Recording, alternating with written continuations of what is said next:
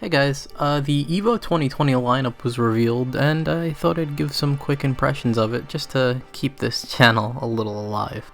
First off, we have Smash Ultimate, which is no surprise. It's Smash Bros. It's the newest Smash game. Bayleth just came out. If you would have told me Smash Ultimate was in EVO 2020, I would have said, no shit, Sherlock.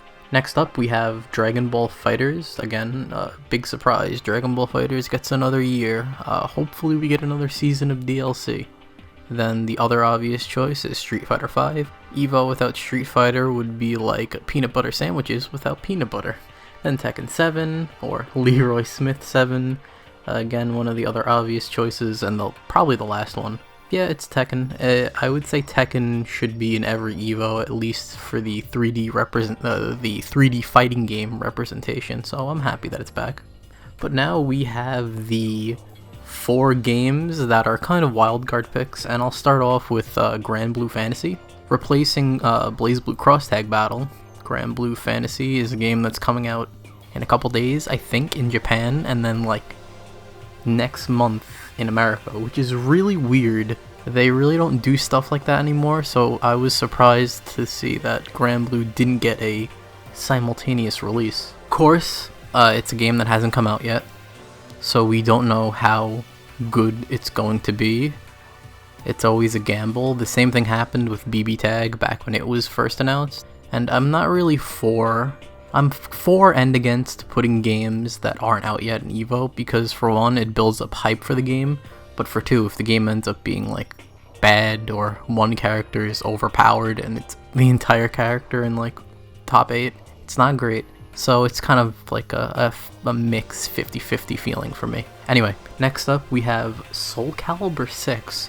In my fighting game year in review video, 2019, I mentioned that I hope Soul Calibur gets more recognition, and I'm very happy that it's getting more recognition at EVO. Soul Calibur 6 is a game that's slept on a lot despite being published by Namco. So I hope that it finally gets its well-deserved, not that it finally gets, I hope that it just attracts more players and becomes more successful, because I really think that it's a great game.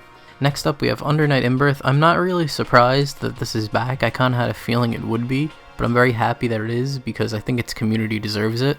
And seeing it rebound after getting overshadowed by Fighters last year or 2 years ago, I'm really losing track of the time, but seeing it rebound after being in the shadow of Fighters is really great. It has some great players in it, and just really hyped matches. Hopefully the clear version is what they're calling it, is a good balance patch. Second to last, we have Samurai Showdown. Oh boy, am I happy this game is here. Like I said, again, in my fighting game year in review video, Samurai Showdown was my favorite fighter of the year, and I'm very happy that it got a second year at EVO. The King of Fighters 14 never got a second official year at EVO, and I think it really deserved one, but that's neither here or there. So I'm happy that an SNK game gets a second year at EVO again. And then finally, we have the ultimate wildcard pick that I don't think anyone saw coming, Marvel vs. Capcom 2 Official Invitational Tournament.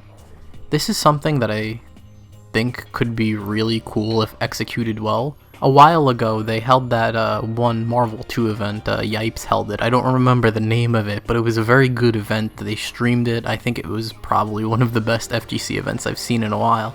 I'm really happy MVC2 is getting some recognition all these years later.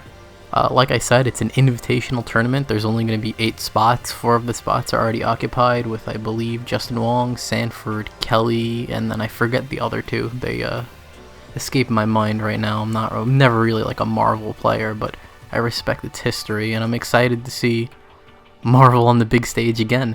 Hey, maybe we can get MVC4. Ha ha ha ha ha ha. No thanks. And that's EVO 2020. Overall, I think that this is probably one of the best EVO lineups we've ever had. Although, me personally, if I were to pick, I would have swapped out Grand Blue Fantasy with Guilty Gear Xrd Rev 2.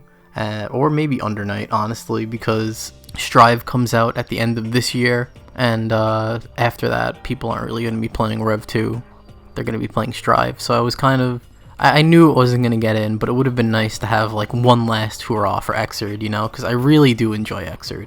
we should address the elephant, the two big elephants in the room here. I'll address the first one first. Mortal Kombat is not here, that's pretty bad for the NetherRealm community, in my opinion. They don't even get 2 years for their games now. And the DLC's not even done being out yet. It's a real shame, but what are you gonna do? And then the second one is no Melee again for the second year in a row, which I think officially means that we're not gonna see Melee at EVO for a very long time. Me personally, I could care less. I don't really like competitive Smash. I feel like it goes on for too long, and I feel like Melee goes on for 1,000 million years more. But if you enjoy that game, there's nothing wrong with that. I fucking just can't stand watching it. But I'd be lying to say if I wasn't glad I don't have to watch there aren't 2 Smash games taking up time slots at EVO this year. Anyway, that's basically everything for EVO 2020. I think it happens in July this year, post-August, so now it's happening earlier than last year. I expect to see the King of Fighters 15 there, at least a trailer. We didn't get anything at Tokyo Game Show.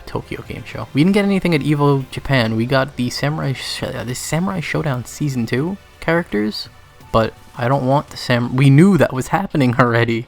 I wanted KOF 15, so I really hope we get some KOF 15 news at EVO 2020. Most likely we'll get like an E3 reveal, and then probably gameplay at EVO 2020. But yeah, I'll save all the what's actually coming out talk for another time. Overall, I'd rate this EVO 8 out of 10. If it had Guilty Gear, it would be a 9 out of 10. But it's an 8 out of 10 for me. I'm looking forward to every game except Smash. Out of the 9 games, which top 8 are you the most excited for? Personally, I think mine would have to be either Samurai Showdown or Street Fighter V. Anyway, like always, have a great day, and goodbye.